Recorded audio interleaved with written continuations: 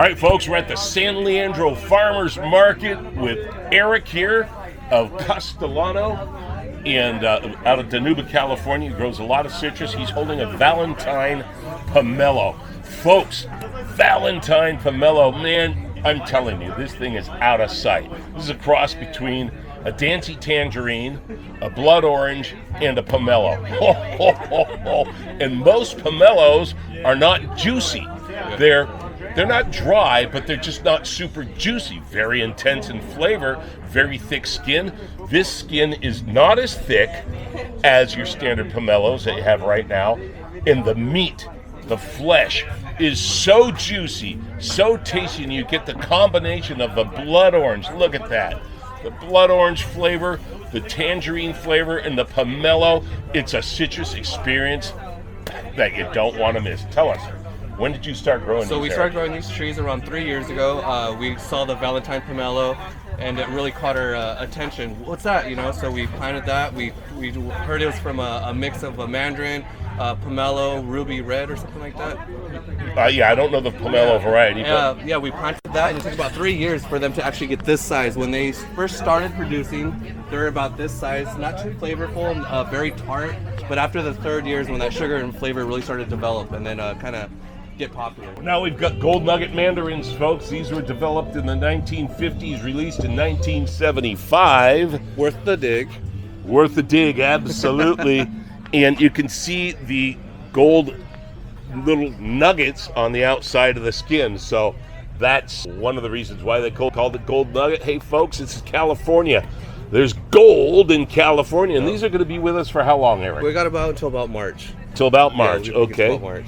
Boy, oh boy, but you started them before any of the commercial producers did. I saw you with them 2 weeks prior to any of the commercial producers putting them in the stores. They probably do their initial picking, and then they're done probably. Go in, pick, and they're done probably. But the beauty of the farmer's market is even if there's a few left on the trees, you can go back in and get them. That's what we do every week, yeah. So every week we pick what we need for the market and let it hang onto the tree. The more sugars develop, more flavor develops. So it's kind of not a go in once, pick everything, and so it's easy. So we've been doing it since '94. My dad and my uncle were farming. We met someone named Jesus Castellano in about '97.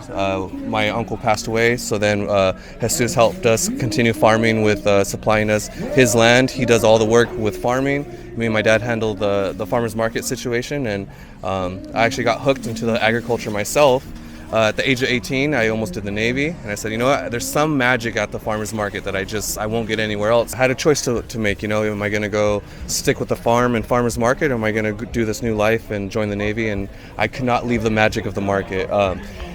The payment I get of feeding someone quality, sweet, flavorful fruit, to see their face, their reaction of nourishment, nothing can beat that. So that's what kept me. I'm 34 now. I have my wife working with me, and I plan to do this farmers market for the rest of my life. I mean, I started markets and diapers, and I have a joke, I'll finish markets and diapers. So that's kind of my dream. Since '94. Yup, that's my whole life here at San Leandro Farmers Market. I'd say in a day we give about 200 pounds of samples. Wow. But you know what? It feeds the community. It helps in sales. I notice a big difference if I don't sample. There's a lot of piles of fruit left just because they're not aware. Good morning. And that's what keeps me going, the little ones. So many people in here, it feels like a nightclub. Elbows are almost touching. It's juicy, it's sweet, it's your healthy treat. Guilt-free snacking, my fruit you'll be attacking. Mother Nature has my backing, I'm not acting. Hi guys, I'm cutting up samples, I'm giving out handfuls. You don't know unless we show. So I like giving little wedges. People honestly won't stop unless they try it. They try, they buy. It's that easy, it's that simple, it's that sweet. It's your healthy treat. I'm gonna feed the world one person at a time. I say that in my rhyme. Look at that. You know, every year there's more challenges, and I do get a little bit more worried with how I'm gonna continue in my 40s and my 50s and my 60s, but you know what? Day at a time. So that's kind of how I take it. Don't worry about it. I know. Seriously, it comes fast, but you know what? It's great. Sticking in produce like that. Folks, Eric chose the farm and the farmer's market and growing all these fantastic pieces of fruit for us all. Yeah. Instead of exploring the world on the high seas, this is what he chose. And you know, we're very grateful for it, too. Thank you, Dan. I appreciate it. And getting to meet you here at the farmer's market is such an honor. I kind of saw your YouTube channel and just, man, you've been in this industry for a long time, and it gives me a breath of fresh air to see someone who's been doing it for such a long time and just continue going. And the way you're grabbing content is very difficult, because I try to grab content and it's hard. So thank you for what you do. Well, thank you, Eric. All right, folks, here we go. Thanks, so Dan. we're here at the San Leandro Farmers Market, like I said, with Eric and his lovely wife, Alexa.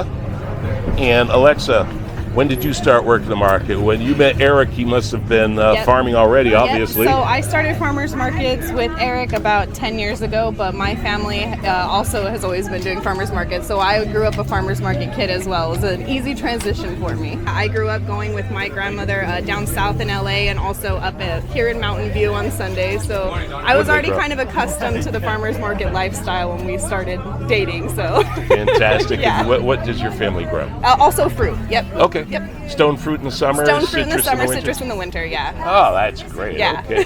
So I was very familiar. Sure, and you'll have a very healthy family. I agree. Sure. All right. Thank you Thank so you, much, Alexa. Dan. All right, folks.